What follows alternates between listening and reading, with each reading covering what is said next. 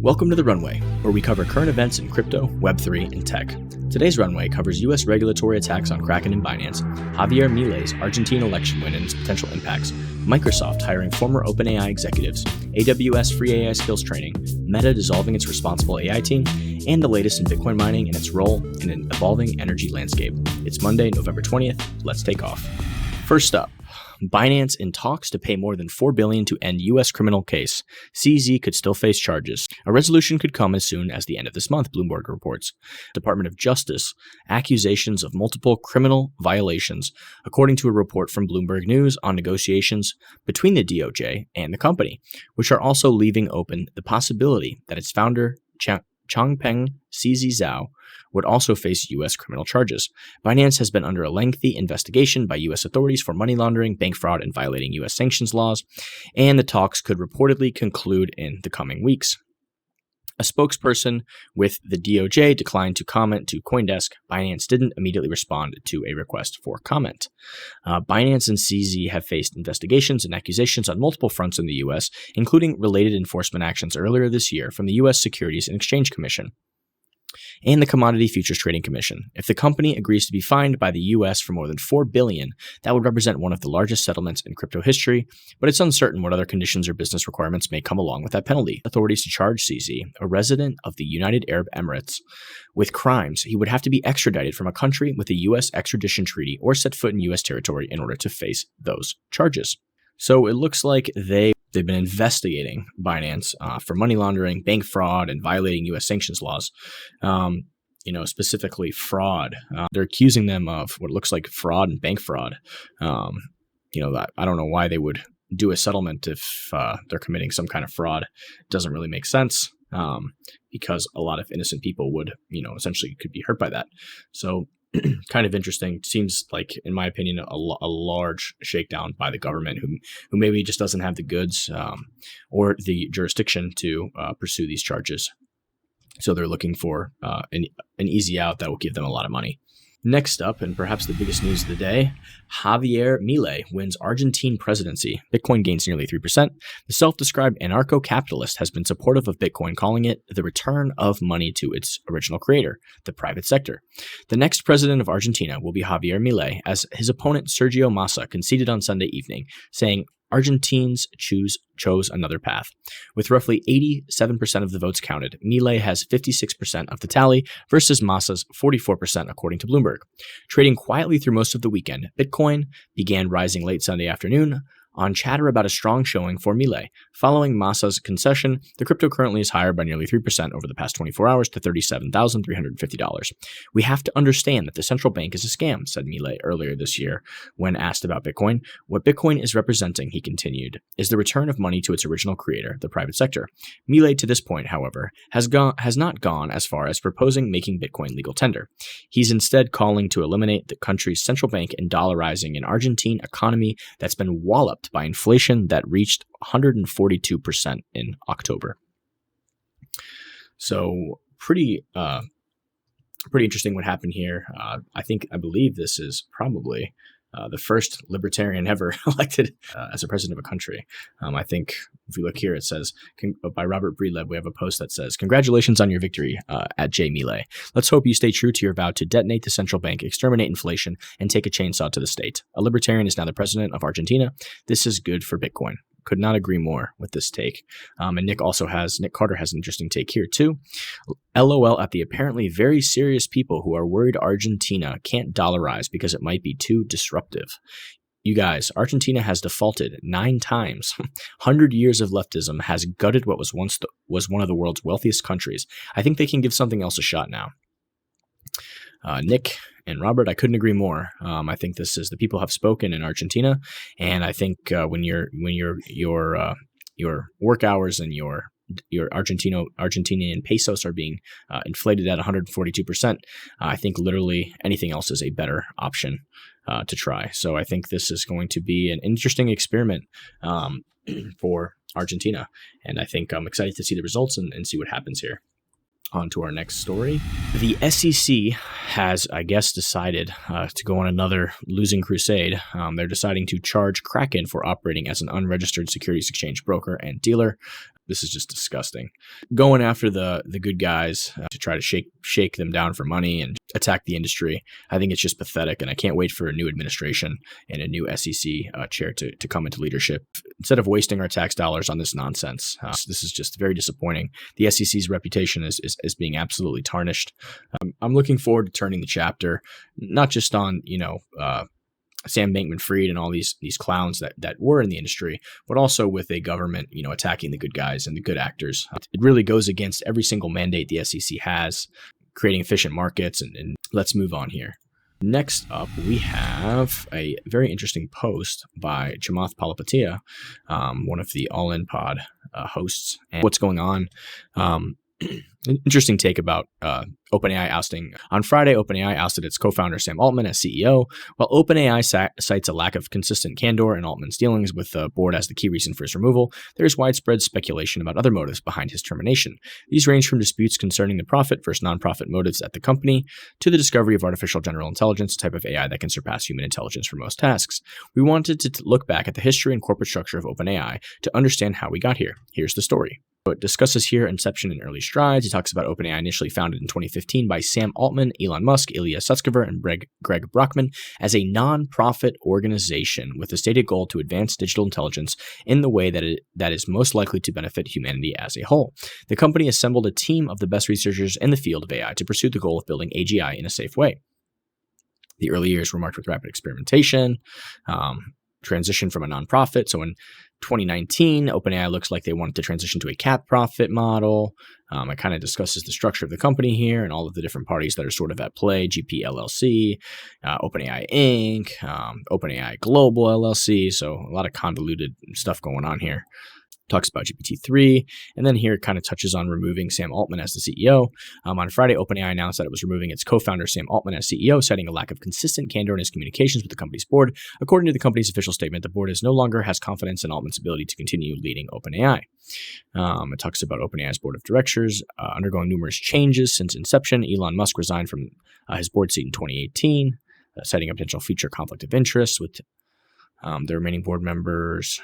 We discussed the remaining board members who removed Altman are Adam D'Angelo, CEO of Quora, Tasha McCauley, co-founder of Fellow Robotics and adjunct senior management scientist at RAND Corporation, Ilya Sutskever, a co-founder and chief scientist of OpenAI, and Helen Toner, director of strategy and foundational research grants at Georgetown University's Center for Security and Emerging Technology. That's quite a mouthful.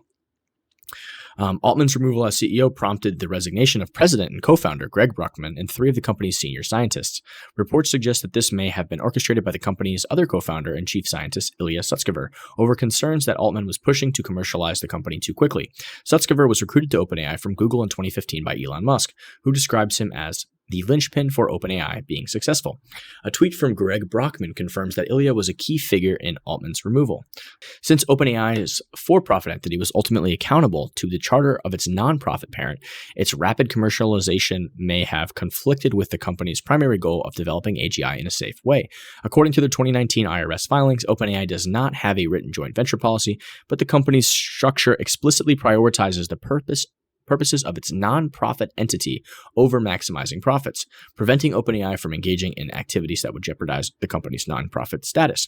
As of this writing at 3 p.m. PST on 11/19/2023, there are reports that the board is negotiating for Sam's return, though it remains to be seen how OpenAI overcomes the challenges of its competing profit and non-profit interests. While the details of Altman's removal are still unfolding, it is becoming increasingly clear that OpenAI's convoluted corporate structure led to conflicting motivations and incentives within the company. There is a key learning here. Whether you are a for-profit or non-profit entity, there are tried and true corporate structures to help you achieve your stated goal, because just doing that is hard enough as it is. But once you decide what the goal is, you should work as hard as possible to achieve it.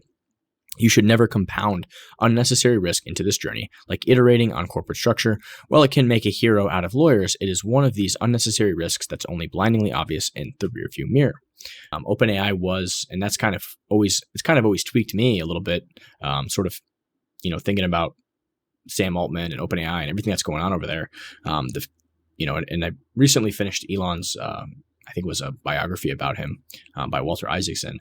And, the whole foundation of why OpenAI was sort of founded was to be this open source sort of alternative, this nonprofit alternative to kind of what was going on behind closed doors at Google, right? So I think that what OpenAI is now is not what it was. And really, it's sort of antithetical to everything that is in OpenAI's nonprofit mission statement and part of its structure. It's inconsistent at the very least, and I think that this is sort of the reckoning of sort of that of those two, this sort of whole like for-profit go, which I personally don't have a problem with, and I think you're going to sort of chasing profit and creating value and creating wealth. I think that always creates opportunities and jobs and it moves society forward. That's fantastic. But I think what OpenAI was originally founded to be, and the fact that it's now everything that really it was not founded to be, I think is kind of the crux of what Chamath is getting at here. And it kind of just doesn't sit. It hasn't really sat right with me, but I just kind of found it hypocritical, I guess, to say the least, that, there's this nonprofit that was supposed to be this open source, open thing for people, that has turned into this sort of walled garden, super for-profit company sort of now that is what it looks like. Right. So I think Sam leaving the company is probably for the best. And, maybe he's going to build something beautiful and, create another company that has a different mission, different alignments. Let's move on to next little piece of news about this, the drama that's unfolded. OpenAI CEO drama makes a market for blockchain bettors. Over $250K in liquidity was built up in prediction market contracts on Polymarket over the weekend, from the serious to the absurd. Nobody knows why Sam Altman was forced out of OpenAI, but bettors on the centralized prediction platform Polymarket are putting their money where their mouth is when they take a guess. Over the weekend, Altman, the chief executive of the multi-billion-dollar artificial intelligence startup behind ChatGPT, was forced out of his role because he was not consistently candid in his communications with the board. While the memo was not specific about why Altman was forced to depart from the company, this was no reason for gamblers on Polymarket not to spin up prediction market contracts to bet on why he left or what he plans on doing next. People will gamble and bet on anything, and I think it's just part of human nature. It's just part of humanity, and it always has been. But I think the bets are going to be settled soon, because it seems that Sam Altman will be joining Microsoft, and so will Greg Brockman. Here we have a tweet by Satya Nadella, who is the CEO of Microsoft. We remain committed to our partnership with OpenAI and have confidence in our product roadmap, our ability to continue to innovate with everything we announced at Microsoft Ignite, and in continuing to support our customers and partners. We look forward to getting to know Emmett Shear and OpenAI's new leadership team and working with them. And we're extremely excited to share the news that Sam Altman and Greg Brockman, together with colleagues, will be joining Microsoft to lead a new advanced AI research team. We look forward to moving quickly to provide them with the resources needed for their success. Like we spoke about, they're a for-profit company, and the things that Sam was trying to do were very for-profit, sort of, and sort of not really in line with what OpenAI was founded on. So I think this is a nice resolution. They're still going to work closely together, but I feel like now OpenAI can sort of follow their mission statement, and hopefully they'll open source some of these models and let people peek under the hood. Highly unlikely, but that's what I'd like to see. And then Microsoft can continue with their business objectives and their for-profit nature. It looks like OpenAI's new CEO will be Emmett Shear. I think he was the CEO of Twitch before, and it looks like they've already made that hire. Let's move on to our next story here. It looks like we've got a new Amazon AI initiative, includes scholarships, free AI courses. Amazon's AI Ready initiative comes as new AWS study finds strong demand for AI talent and the potential for workers with AI skills to earn up to 47% more in salaries. Artificial intelligence is the most transformative technology of our generation. If we're going to unlock the full potential of AI to tackle the world's most challenging problems, we need to make AI education accessible to anyone with a desire to learn. The 3 new initiatives are 8 new and free AI and generative AI courses, Amazon Web Services Generative AI Scholarship, providing more than 50,000 high school and university students globally with access to a new generative AI course on Udacity, new collaboration with Code.org designed to help students learn about generative AI, the need for an AI-savvy workforce has never been greater. A new study by AWS and research firm Access Partnership found the following. Hiring AI-skilled talent is a priority for 73% of employers. But among these, 3 out of 4 say they are unable to meet their AI talent needs. Employers expect their workers to earn up to 47% more in salaries if they upskill in AI. AI will become more integral to the way business is done, with 93% of businesses expecting they will be using AI solutions across their organizations in the next 5 years. I think this is really cool. I think there's a strong demand for this, and it's nice to see this initiative that's going to be offering people free courses and sort of reskilling the workforce in a way. And I think, a lot of people predict, jobs will be lost, but I think more jobs will be created and more value will be created and people will be more productive. And that's good for humanity as a whole. Keeping with our AI theme, we have a story here about Meta disbanding its responsible AI team. Meta has reportedly broken up its responsible AI team as it puts more of its resources into generative artificial intelligence. The information broke the news today, citing an internal post it had seen. This happened over the weekend. According to the report, most RAI members will move to the company's generative AI product team, while others will work on Meta's AI infrastructure. The company regularly says it wants to develop AI responsibly, and even has a page devoted to the promise, where the company lists its pillars of responsible AI, including accountability, transparency, safety, privacy, and more. Interesting here. It seemed like this setup was more for show than anything else.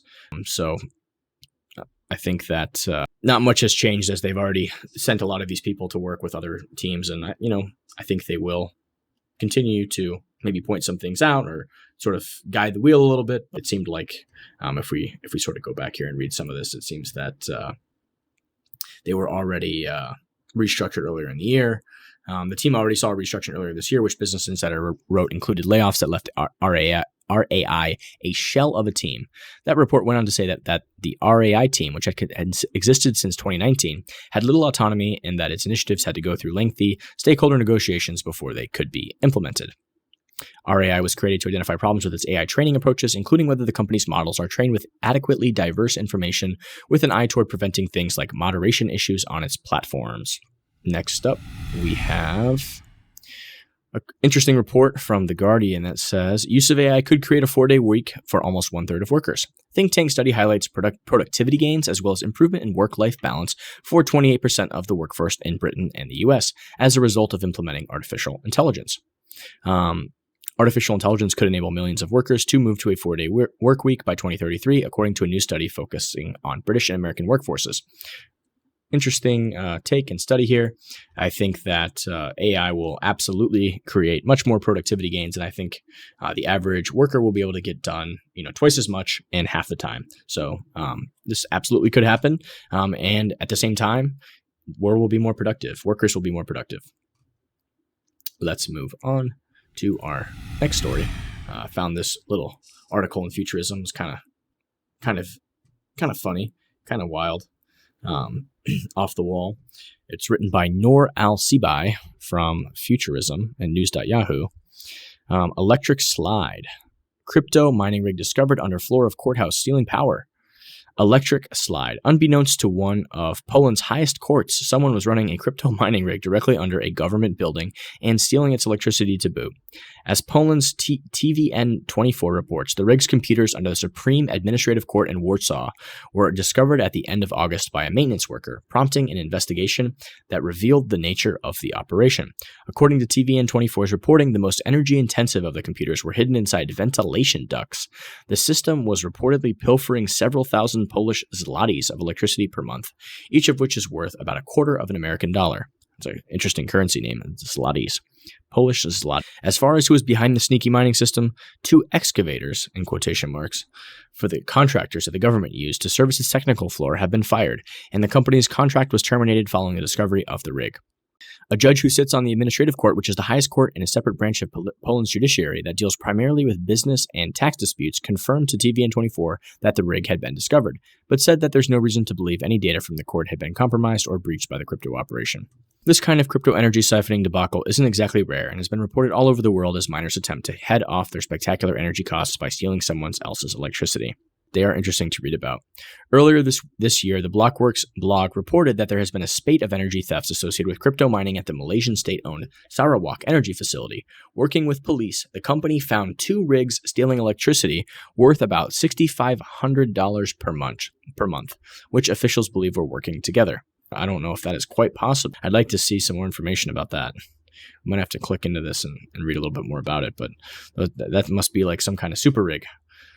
Because the typical energy cost for a Bitcoin ASIC might be, $100, $150, $200, $300 a month.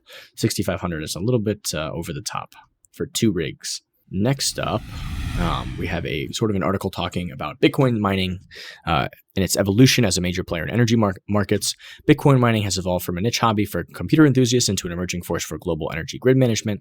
The landscape of Bitcoin mining has undergone a significant transformation, evolving from a niche activity performed on personal computers to an industry sector with significant infrastructure and participation from major energy providers. Roundtable anchor Rob Nelson highlighted this dramatic change, emphasizing the industry's growth into a substantial player that negotiates with power grids in states like California and Texas. Stephen Buckle, CEO of Print Crypto, echoed Nelson's framing of this growth. Despite the challenges posed by a prolonged bear market and rising power costs, which led many to failure, he noted that Print Crypto capitalized on this period to establish a large-scale operation.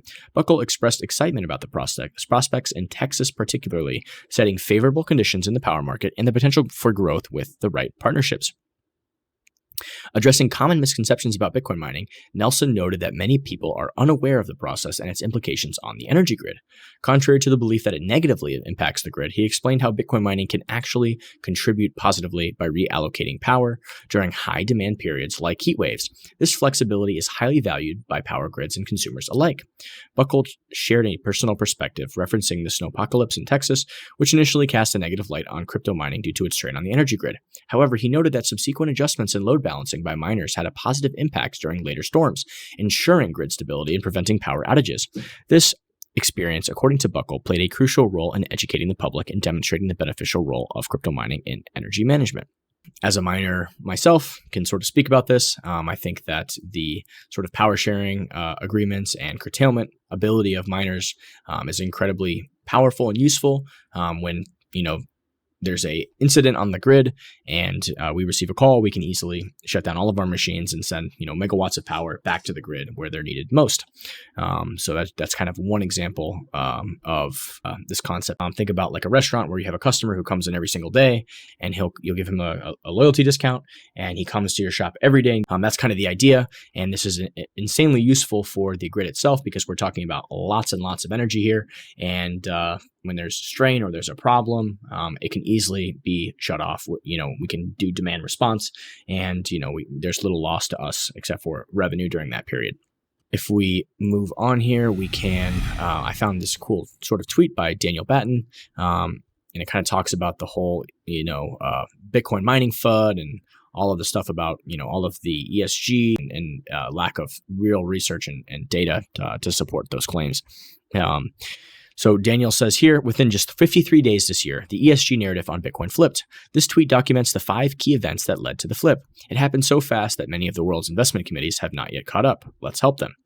Narrative shift 1, the KPMG report, August 1st. So we can pull this up here.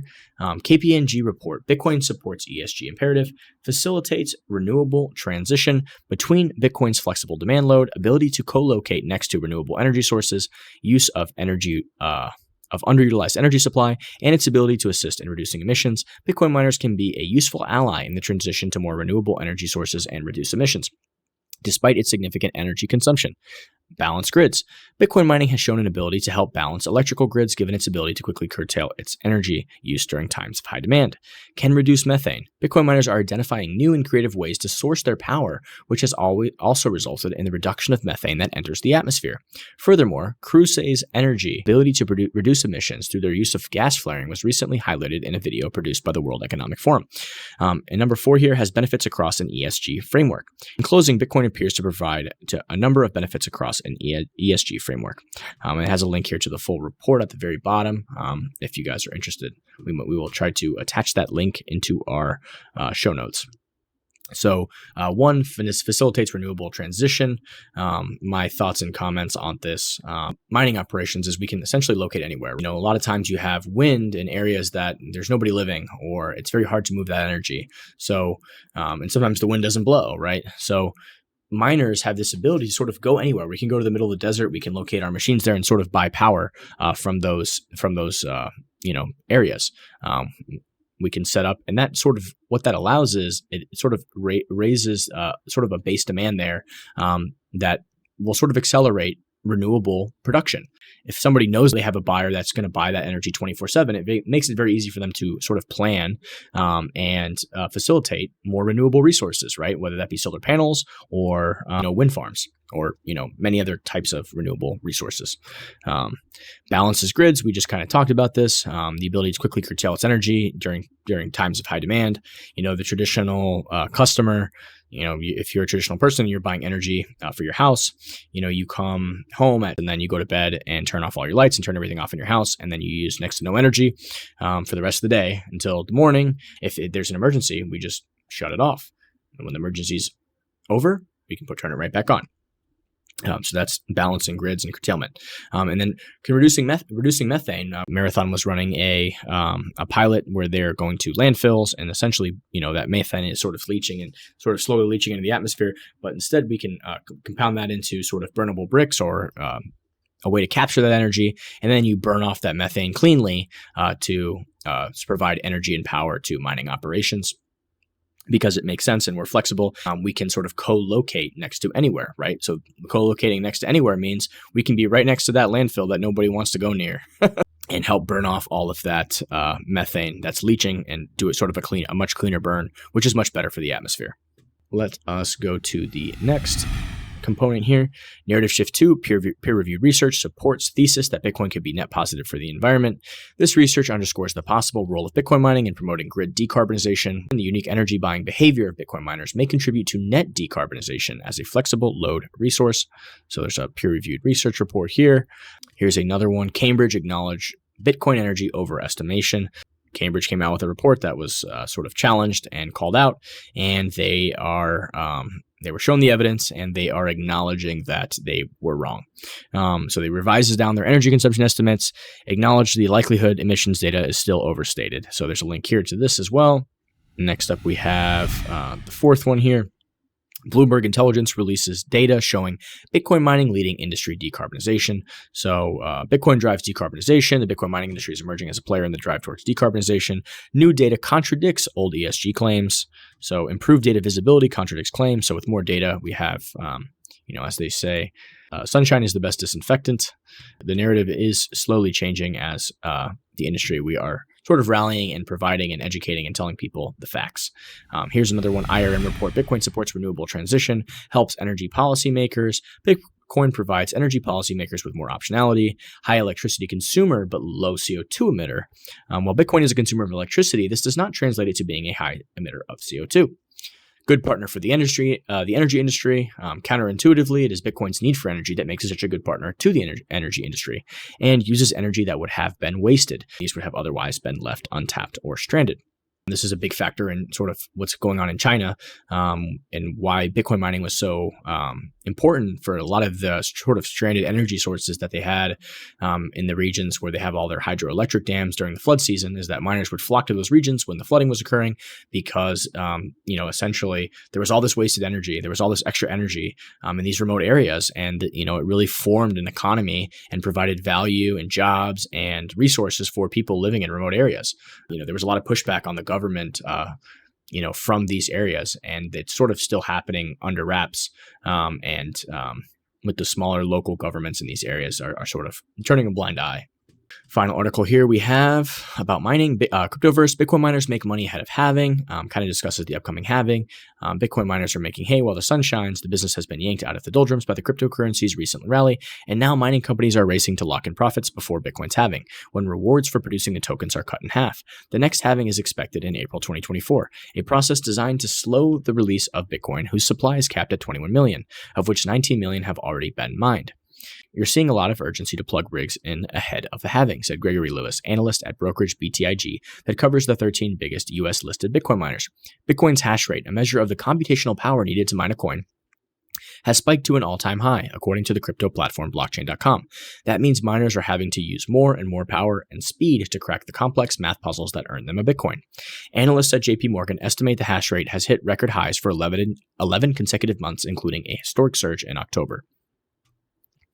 Interesting article here.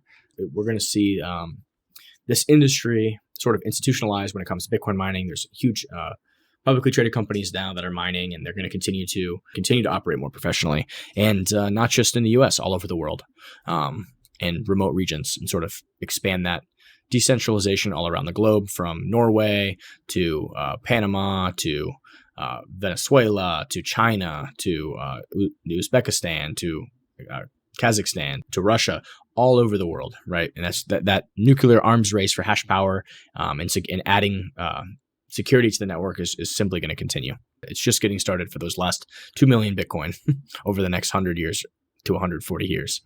The last story I have, a post here from Ram Aluwalia from Lumida. Ram's had a lot of fantastic takes on a lot of different issues. So when he posts something, I like to pay attention to it. He definitely provides a lot of unique insights and sometimes contrarian takes. And here's his non-consensus view in regards to sort of China and sort of what's happening. And it kind of plays in, there's some discussion of sort of AI and basically HPC, which is high performance compute, and from sort of GPUs and chip computing. So I'm going to examine this take a little bit. Non-consensus view. The visit of China's premier is a symbolic bending of the knee. China is capitulating. Balaji's is not reading this correctly. Why? China is hurting. China's currency is under pressure as capital leaves at the fastest rate in 7 years. FDI is down to 1998 levels. So FDI stands for foreign direct investment, meaning that blessed people are investing in China. Exports are down significantly due to friendshoring. Semiconductor export controls are not yet throttling China, but they have come up to the line. China's Alibaba and tech leadership cannot get their hands on advanced GPU chips. China's birth rate continues a decline that spells industrial mediocrity. Why visit California and meet a provincial governor? California is the state whose IP is most at risk of corporate espionage, and China needs U.S. semiconductor designs. What about U.S. bonds? Secretary Yellen has intensified talks with her finance counterpart. The U.S. needs to sell bonds at better rates. The U.S. can then also import from China. The capital account and current account worked together beautifully for decades, and semiconductors, China imports more semis than oil, and the U.S. is controlling exports, but not killing GPU exports. That would be the next escalation. It's a clear threat. China is pouring more money into semiconductor startups than the U.S. But the U.S. and Taiwan have the technical leadership and edge. Too little, too late. China and U.S. relations? Visits don't often happen without some news announcements, trade deals, understandings, or a rapprochement. Engagement is constructive. They are bargaining on American soil. The China premier is making Nixon's trip to China many decades ago a complete circle. The symbolism is thick and may have substance. China has youth unemployment of 20%. It's so bad they stopped reporting. The bargain between China's leadership and its public is fraying. Here's a report about the leadership and how they stopped sort of reporting this. China imports IP from the U.S. via corporate espionage and hacking. China does not have a tech leadership position. U.S. tech stocks at all-time high. China tech stocks have a forward PE of 10 and grow slower than Disney. China's Xi Jinping. China is pursuing high-quality development, and the United States is revitalizing its economy, Xi said at the dinner. There is plenty of room for our cooperation. Capitulation. The U.S. can't do a victory lap here. That doesn't serve any purpose. The goal is to sell bonds, curtail IP theft, and limit China's threat to Taiwan. China's FDI, lowest since 1998. Global multinationals have turned their back on China. Foreign direct investment is definitely going down. It shows that where's the FDI flowing? Now it's going to Mexico, Vietnam, India, and Eastern Europe. Go with the flow. China's version of Six Flags looks like a dystopian hellscape. Fraud is rampant. China's demographics are structurally broken. Replacement rate is 2.1. China is at 1.1. They need massive immigration, and China's best and brightest are coming to the U.S. This chart shows the U.S. population is in decline. China is in demographic decline. China's only form of soft power is TikTok, and India, Nepal, and Indonesia and others have banned it. Treasury Secretary Yellen is intensifying talks with her counterpart. That is not a coincidence. Want bonds? Need bonds? We got 2s, 10s, and 30s on sale. The parties are bargaining, and the U.S. has the leverage. China declares we will not invade Taiwan. China capitulated, folks. There you have it. Don't let ideology get in the way of parsing reality. With the pendulum so far against China, now may be a good time to pick the best quality stocks in China. The P/CF ratios are cheap, and China presents a unique diversification. 13 China stocks have cycled down and up over the last 12 years. Right now, it's on the low end. I will be interviewing a PM based in China soon to learn more. So, as always, an interesting take from Ram, a lot of interesting points, and definitely something to sort of chew on and consider here. He raises a lot of interesting thoughts here. tweet from Autism Capital. Effective altruism takes a hit. Decels with an OpenAI weeded out. Milei becomes president of Argentina. Crypto rips up. Rough weekend for the beta commies. Stay safe, stay blessed, never stop learning, and keep an open mind. Thanks for listening.